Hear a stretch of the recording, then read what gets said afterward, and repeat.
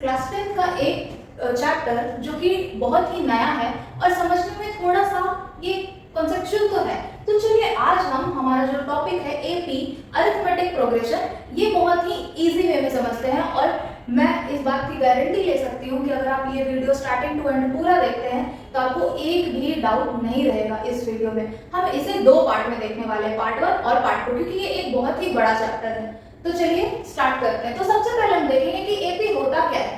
तो एक ऐसा सीरीज नंबर्स का एक ऐसा प्रोग्रेशन जो कि लगातार बढ़ रहा हो इस तरीके से कि सारे नंबर के बीच में जो भी गैप है वो बिल्कुल भी इक्वल होना चाहिए। जैसे मेरे कहने का यहाँ पे मतलब क्या है कि जैसे 2, 4, 6, 8 ये इस तरीके का सीरीज है, फिर 1, 2, 3, 4, 5 ये एक ऐसा सीरीज है जिसमें 2 के बाद 4 और 4 से 6 जाने में 2-2 का गैप है। तो हमेशा गैप अगर सेम है तब ही हम कह सकते हैं कि ये जो सीरीज है वो एपी में है। फिर अगर हमें बाय चांस क्वेश्चन दे के रखा है कि 1, 2, 3, 4, 5 आप चेक करिए कि क्या ये एपी में है, तो हमें क्या करना है, कुछ नहीं, सेकंड टर्म में से हमेशा मतलब सेकंड नंबर में हमेशा पहले वाले को माइनस कर देना है। तो हमारा नंबर जो आया 1, फिर हमें चेक करना है कि क्या थर्ड में से भी सेकंड को माइनस करने से सेम आ रहा है। तो यहाँ पे 2 में 1 माइनस करने पे 1 आया, फिर 3 में भी 2 माइनस करने पे 1 आया। दैट मींस कि जो भी गैप है वो बिल्कुल सेम है। तो हम कह सकते हैं कि ये जो सीरीज है वो एपी में है। अब अगर एक और एग्जांपल ले 1, 5, 11 और 17, तो इसमें जो 5 में 1 को माइनस करें तो 4 आ रहा है, लेकिन और 11 में जो 5 को माइनस कर रहे हैं तो यहाँ पे 6 आ रहा है। तो क्या 4 और 6 इक्वल है? नहीं। तो हम इस सीरीज को बिल्कुल भी नहीं कह सकते कि ये एपी में है। तो इसमें आपको ये तो समझ में आ गया होगा कि क्वेश्चन एपी होता क्या है और कैसे हम पता करें कि एपी में सीरीज है या नहीं। अब इसके बाद जो हमें देखना है कि जैसे ये 2, 4, 6 और 8 ये हर एक नंबर कुछ ना कुछ बताने की कोशिश कर रहे हैं। तो हर नंबर हमें क्या बता रहा है हम अभी वो देखेंगे।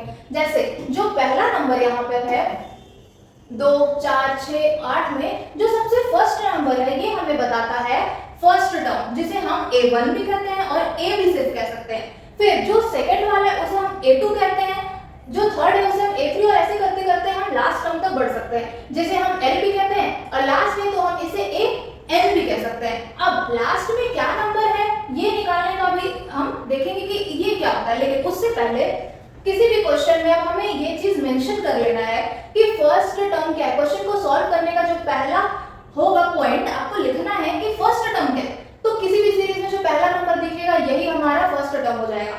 फिर जो सेकंड काम करना है वो हमें कॉमन डिफरेंस निकालना है। कॉमन डिफरेंस मतलब कि सेकंड में से हमें पहले को माइनस करना है, तो 4 में से 2 माइनस करके जो भी वैल्यू आती है यही है कॉमन डिफरेंस, जिसे हम d से डिनोट करते हैं। अब नेक्स्ट स्टेप जो हमें देखना है वो है कि किसी भी क्वेश्चन में ऐसे 11, सेकंड, 14, 16 ऐसे देके रखा है, तो जो भी th के नीचे वैल्यू है, जैसे 11, nd के नीचे नंबर है 2, फिर 16 के नीचे जो भी नंबर है, और वैसे ही अगर यहाँ पे 12 टर्म लिखा हुआ है या फिर 60 टर्म लिखा हुआ है, तो टर्म के पहले जो भी नंबर है ये सारी वैल्यू हमेशा n को बताती है। तो क्वेश्चन में हमें n भी पता करना लिखना बहुत ही ज्यादा जरूरी है कि n क्या है। इसके बाद अब जो क्वेश्चन में हमने यहाँ पे स्टार्टिंग में l की बात की थी, ये l हमें फाइंड करने देता है। जैसे क्वेश्चन में दे देगा कि आप 20th टर्म फाइंड करिए, तो हमें कुछ नहीं, हमें l फाइंड करना है, लेकिन इसमें 20 क्या है, n की वैल्यू।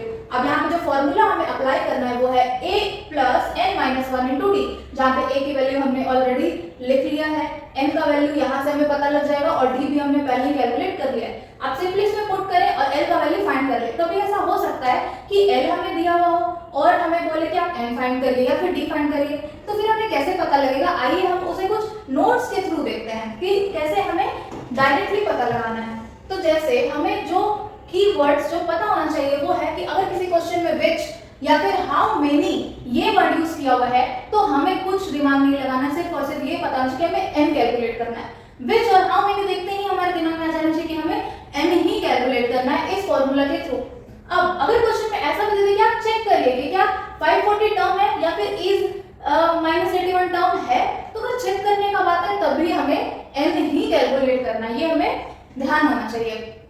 इसके बाद अगर क्वेश्चन में 2, 4, 6, 8 इस तरीके से टर्म दिया हुआ, लास्ट में जो वैल्यू दी हुई है हमें समझ आना है कि लास्ट की वैल्यू हमेशा l को बताती है, तो l हमें यहाँ से गिवन है।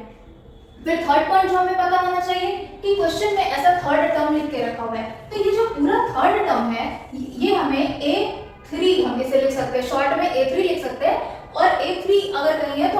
समझ जाना कि वो थर्ड टर्म की बात की गई है, जहां पे इसके नीचे जो 3 है वो क्या है, n की वैल्यू है यहाँ पे।